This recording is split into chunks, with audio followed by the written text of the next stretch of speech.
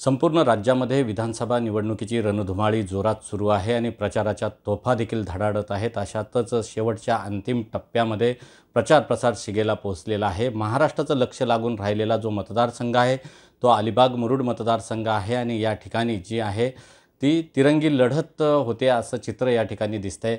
शेतकरी कामगार पक्षाच्या ज्या उमेदवार आहेत आणि महाविकास आघाडीच्या उमेदवार म्हणून अधिकृत त्यांच्या नावाची घोषणा झालेली आहे। चित्रलेखा पाटील निवडणूक रिंगणामध्ये आहेत। त्यांच्या प्रतिस्पर्धी म्हणून विद्यमान आमदार आणि शिंदे गटाचे नेते आहेत ते महेंद्र दळवी हे निवडणूक रिंगणामध्ये आहेत आणि एकूणच चुरसपूर्ण अशी लढत या दोघांमध्ये होणार आहे।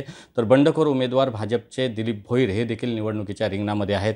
नेमकी ही लढत कशी आहे आपण जाणून घेतोय। न्यूज स्टेट महाराष्ट्रावर चित्रलेखा पाटील स्वतः उमेदवार आपल्यासोबत एक्सक्लुझिव्ह जोडलेले आहेत। ताई, काय सांगाल, कशा पद्धतीची ही लढत आहे?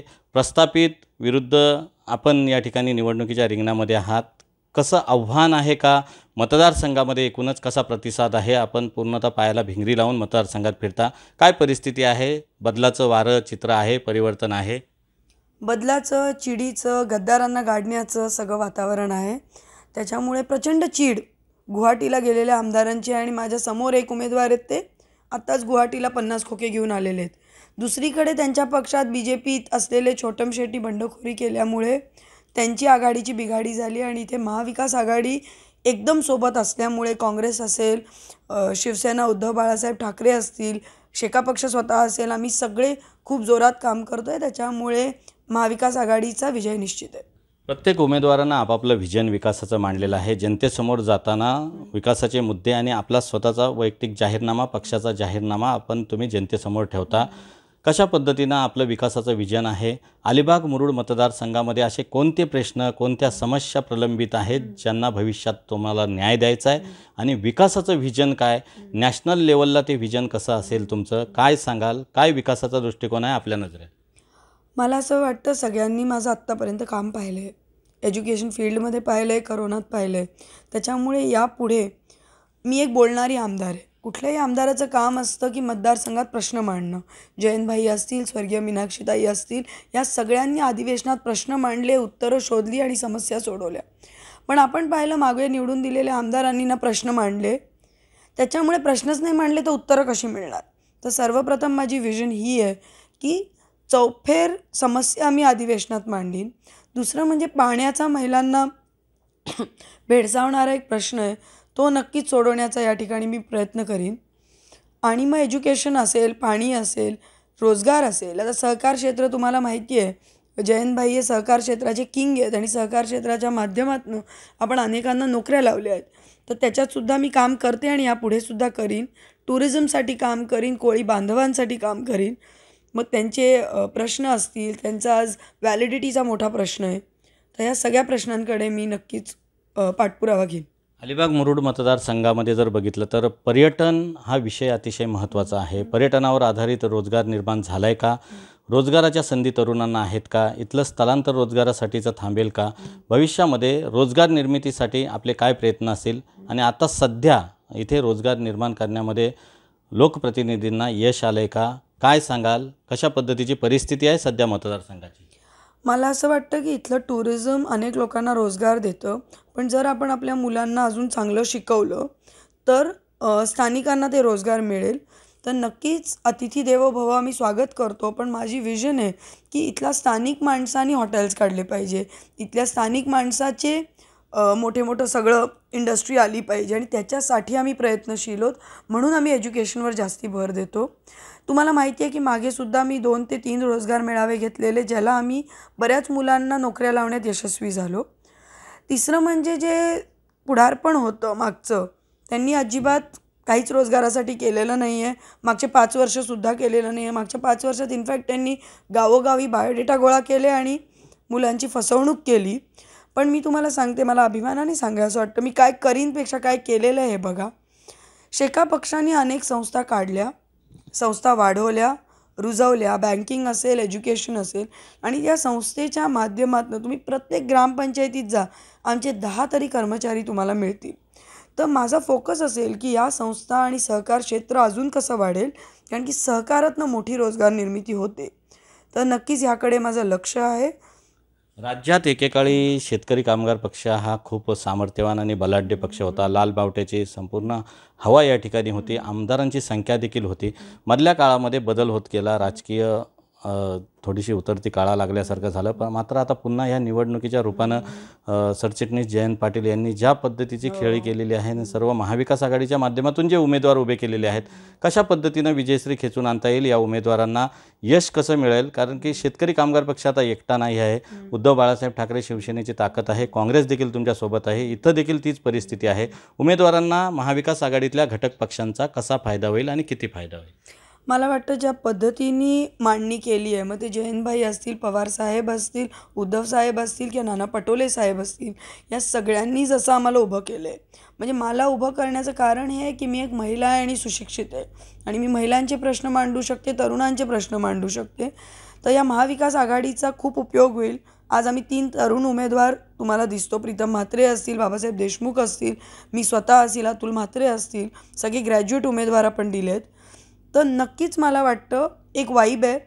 लोकांना सर्वसामान्य उमेदवार पाहिजेलेत, शिकलेले उमेदवार पाहिजेलेत, बोलणारे उमेदवार पाहिजेलेत, काम केलेले उमेदवार पाहिजेलेत आणि मेन म्हणजे गद्दार नको आहेत. महाराष्ट्राचा अपमान करणारे, महाराष्ट्राची तिजोरी लुटणारे, 50 खोके गुवाहाटीला नेणारे आणि कारखाने गुजरातला पाठवणारे लोकांना नको आहेत. त्याच्यामुळे त्यांना लोक पाडतील. अलिबाग मुरुड मतदारसंघामध्ये जर बघितलं तर जागतिक पर्यटनाचा वारसा या मतदारसंघाला आहे. मुरुड जंजिरा हे जागतिक पर्यटन स्थळ म्हणून ओळखलं जातं. त्या मानानं जर बघितलं तर चहूबाजूनी सागर आणि समुद्र आहे. लोकांच्या नजरेमध्ये पाणी आहे, मात्र लोकांच्या घरामध्ये प्यायला पाणी नाही. अशी परिस्थिती अनेक ठिकाणी आहे. आम्ही ग्राउंड रिपोर्टच्या माध्यमातून आम्ही बघितलेलं आहे. उमटेचा भाग असेल, उमटे धरण असेल, या क्षेत्रामध्ये पाण्याची समस्या गंभीर आहे. तिथल्या गावांना, आदिवासी वाड्यांना पाण्याची समस्या आहे. इतरही गावांमध्ये पाणी योजना ज्या आहेत त्या पोचल्यात का? भविष्याच्या काळामध्ये महिलांच्या डोक्यावरील हंडा उतरवण्यात आपल्याला यश येईल का? अनेकदा म्हटलं जातं की हंडा उतरवला जाईल, मात्र महिलांना आज ही वनवन भटकंती करावी लागते. एक महिला म्हणून महिलांचं दुःख कसं जाणता? तुम्ही सगळ्यांनी माझं काम पाहिलं आहे मागचे 15 वर्ष शिक्षण क्षेत्रातलं.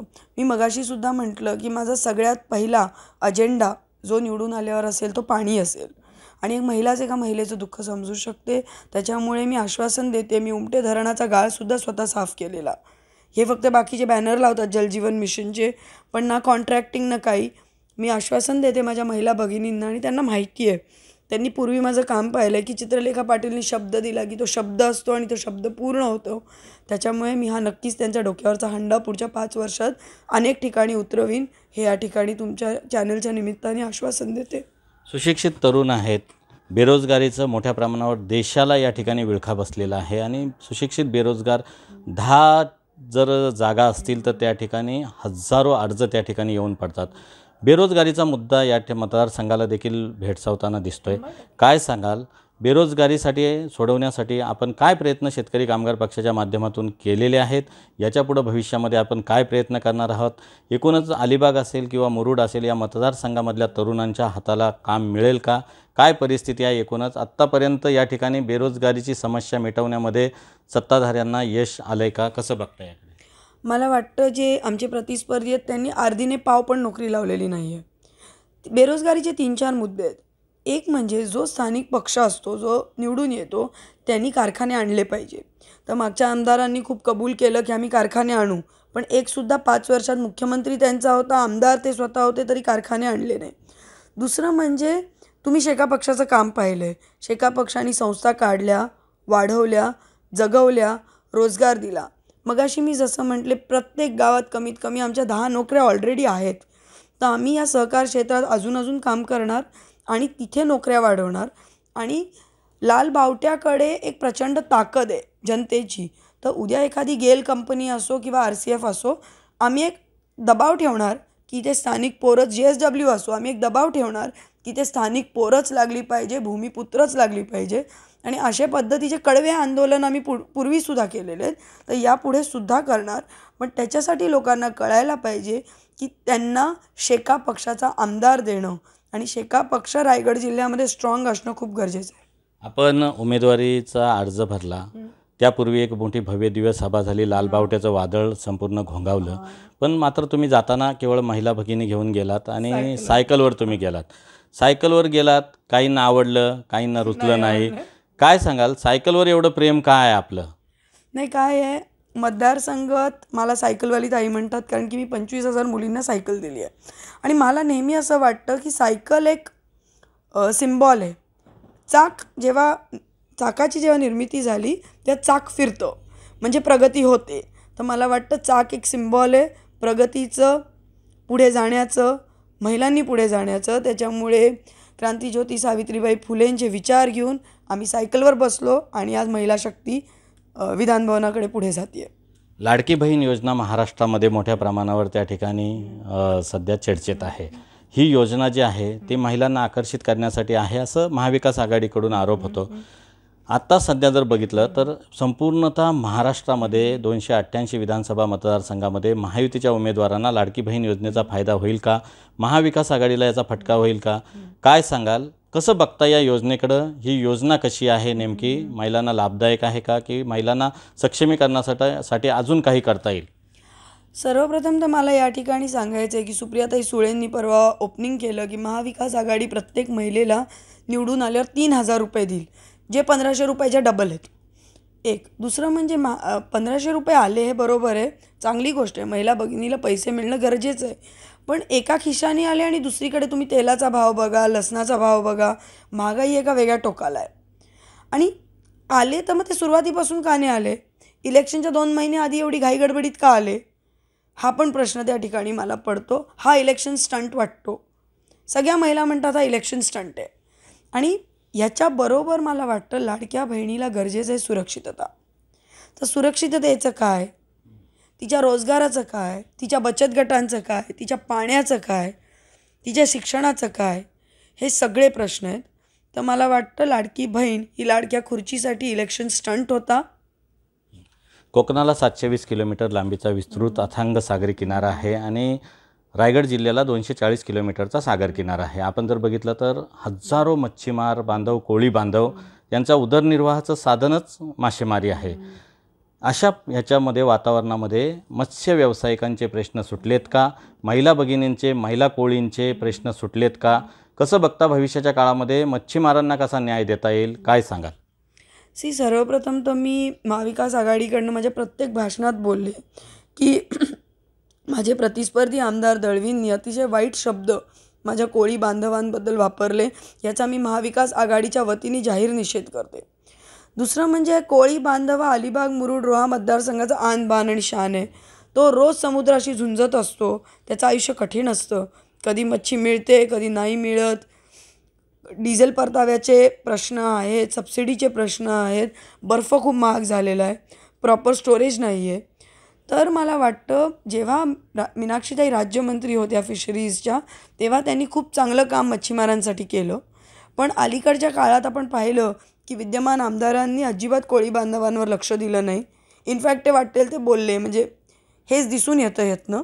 तर मी या ठिकाणी कोळी बांधवांना आश्वासन देईन की एक सुशिक्षित आमदार म्हणून मी नक्की सगळे त्यांचे प्रश्न विधानभवनात मांडीन आणि त्यांना न्याय देण्याचा प्रयत्न करीन. राज्यामध्ये आपण बघितलं की मधल्या काळामध्ये फोडाफोडीचं राजकारण झालं, राजकीय स्थित्यंतरं बदलली, सत्तांतर झालं, परिवर्तन झालं. उद्धव बाळासाहेब ठाकरे हे मुख्यमंत्री असताना त्यांना पायउतार व्हावं लागलं. या सगळ्या गोष्टीचा भावनिक परिणाम दिसून आला का लोकसभेमध्ये, की कोणते वेगळे मुद्दे होते की संविधान धोक्यात आहे, लोकशाही धोक्यात आहे, हे जे विरोधक म्हणजे महाविकास आघाडीनं जे मांडलं त्याचा प्रभाव अधिक उमटला. आणि त्यानंतर महायुतीनं जर आपण बघितलं तर संविधान धोक्यात नाही, संविधान चंद्र सूर्य तारे असेपर्यंत बदलणार नाही असं त्या ठिकाणी सांगितलं. हे करण्याची वेळ का आली आणि जनतेच्या मनामध्ये जी भीती होती ती दूर करण्यामध्ये महायुतीला आता नेत्यांना यश आलं आहे का, की अजूनही संविधानिक लोकशाहीची मूल्य आहेत ती धोक्यात आहेत? जातीपातीमध्ये कशा पद्धतीचे सध्या वातावरण आहे, भोंगे उतरवण्यासारखीची भाषा होते ती योग्य आहे का? या सगळ्यावर तुम्ही काय विश्लेषण करा? मी तुम्हाला सांगते, जे महाराष्ट्रात झालं ते लाजिरवाणं होतं. त्याचा राग प्रचंड लोकांना आहे. लोकसभेला तो राग थोडासा दिसला, कारण की लोकसभा म्हटली की थोडं नॅशनल इलेक्शन होतं, वेगळे सेंट्रल लेवलचे इश्यूज होतात. पण स्टेटमध्ये तर अजून राग लोकांना आहे. म्हणजे मी सभेत गेले तर तुम्ही माझ्या सभेत या, गद्दार हटाव, महाराष्ट्र बचाव, मला बोलताच येत नाही, लोकच बोलतात. एवढं तीव्र चीड लोकांना आहे. तर त्याच्यामुळे प्रस्थापित प्रस्थापित म्हणजे जी गुवाहाटीची घटना झाली त्याच्यामुळे, तर त्याच्यामुळे महाविकास आघाडीचा विजय निश्चित आहे एक. दुसरं, आजपर्यंत शेका पक्ष रायगडमध्ये होता, अल्पसंख्याक समाज अतिशय सुरक्षित होता. पण गुवाहाटी आणि कमळाचं थोडंसं वाढ झाल्यावर मागच्या वेळेस नितीश राणे मुरुडला येतात, वाटेल ते बोलतात, ते योग्य नाही. मी या ठिकाणी पक्षाच्या वतीने आणि महाविकास आघाडीच्या वतीने जाहीरपणे सांगते की आम्ही अल्पसंख्याक समाजाचं संरक्षण करणार, ते आमचं कर्तव्य आहे. गणपतीला ढोल वाजणार, मस्जिदीवर भोंगा पण वाजणार, ही भूमिका आम्ही ठाम आहोत. रोजगार निर्माणासाठी जे काही मुरुड असेल, अलिबाग असेल, या ठिकाणी सांगण्यात आलं की 5,000 10,000 नोकऱ्या काही जे काय असतील ते त्या ठिकाणी देण्यात येतील किंवा काय उपलब्ध करून देण्यात येतील. काय सध्या वातावरण आहे? तरुणांच्या हाताला काम आहे, नोकऱ्या त्यांना मिळाल्यात किंवा पर्यटनावर आधारित रोजगार ज्या पद्धतीनं या ठिकाणी विकसित व्हायला पाहिजे होता तो झाला आहे का? भविष्याच्या काळात शेतकरी कामगार पक्षाची भूमिका काय असेल? महाविकास आघाडीला सोबत घेऊन या ठिकाणी परिपूर्णता आणण्यासाठी काय प्रयत्न असेल? संपूर्ण अलिबाग मुरुड मतदारसंघ समस्यामुक्त होईल का? रोजगार असेल, बेरोजगारी असेल, या सगळ्या गोष्टींवर तुम्ही कसं काम कराल? मला असं वाटतं, परवा तुम्हाला एक गोष्ट सांगते आता मी, की मला काही युवक भेटले, ते म्हणले ताई, चिडलेले होते, पेटलेले होते. म्हटलं काय झालं? ताई तुमची मीटिंग हवी आहे, तुम्हाला मतं द्यायची आहेत. म्हटलं का झालं? ताई आमच्या मागच्या इलेक्शनला आमचे बायोडेटा गोळा केले. मला जवळजवळ 500,000 मुलांनी भेटले, आमदार दळवींनी त्यांचे बायोडेटा गोळा केलेले. RCFमध्ये लावतो, चनेरा भागात RCF आणतो, गेलमध्ये लावतो, JSWला लावतो, पण नोकरी काय त्यांना 5 वर्ष लागली नाही. माझं म्हणणं आहे, तुम्ही खोटं कशाला बोलता? आपण सगळ्यांना रोजगार लावू शकत नाही, पण जेवढ्यांना लावतो प्रामाणिकपणे लावा. आज त्या मुलांची मी मीटिंग घेतली, त्यांनी मागच्या वेळेस त्यांना मत दिलेलं, एक तीव्र राग या खोटं बोलण्यावर, बेरोजगारीवर आहे. आणि महाराष्ट्रात कुठे रोजगार कुठे लागला आहे? आणि कारखानेच गुजरातला गेले तर महाराष्ट्रीयांना रोजगार कसा लागेल? सगळे कारखाने आपले गुजरातला गेले तर महाराष्ट्रीयन माणसाला रोजगार लागेल कसा? आणि मला सांगा, मुख्यमंत्री यांचे होते, आमदार यांचा होता, अर्धा तरी कारखाना आला का इकडे? RCFचं एक्सटेन्शन झालं का?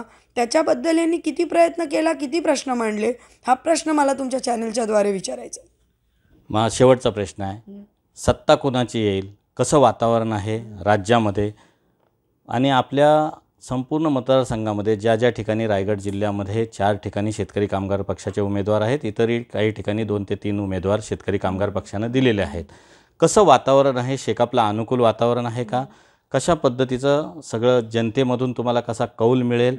आणि इथे सध्या अलिबाग मुरुड मतदारसंघ जी महाराष्ट्रातली लक्षवेधी लढत म्हणून पाहिलं जातं, भारतीय शेतकरी कामगार पक्षाचे सरचिटणीस जयंत पाटील यांच्या स्नुषा म्हणून देखील आपल्याकडे पाहिलं जातं. अस्तित्वाची, प्रतिष्ठेची आणि भविष्यामध्ये देखील वाटचालीसाठी ती योगदान देणारी महत्त्वपूर्ण ठरणार आहे. कशी सध्या शिट्टी वाजेल संपूर्ण मतदारसंघातले जे उमेदवार आहेत? कसं वातावरण आहे एकूणच? सगळीकडे शिट्टी वाजणार, नक्की वाजणार. कारण की खात्री आहे, लोकांची चीड आहे. माझं पर्सनली काम आहे. शेका पक्ष इथे स्ट्रॉंग आहे आणि यावेळेस तर काँग्रेस आणि शिवसेनासुद्धा सोबत आहे. त्यांच्याकडे बंडखोरी झालेली आहे. त्यांच्या नावाचे 3-3 उमेदवार उभे आहेत.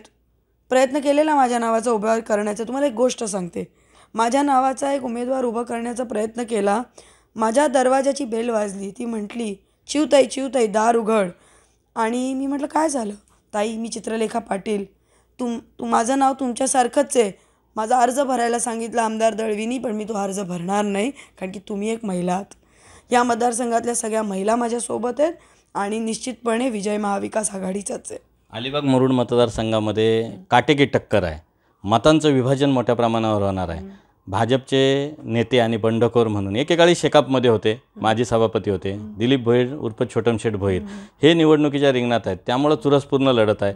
मतं दिलीप भोईर जे खातील किंवा मतं त्यांच्या पार्ट्यात जी पडतील, ती मतं कुणाची असतील, फटका कुणाला बसेल, फायदा कुणाला होईल, कशी सगळी राजकीय गणितं आहेत आणि याच्यात विजयाची माळ कुणाच्या गळ्यात पडेल, काय वाटतं एकूणच? परखड विश्लेषण. शेका पक्ष महाविकास आघाडी 1 नंबरला येईल. अपक्ष उमेदवार दिलीप भोईर 2 नंबरला, गुवाहाटी गँग 3 नंबरला. हा निकाल असणार आहे.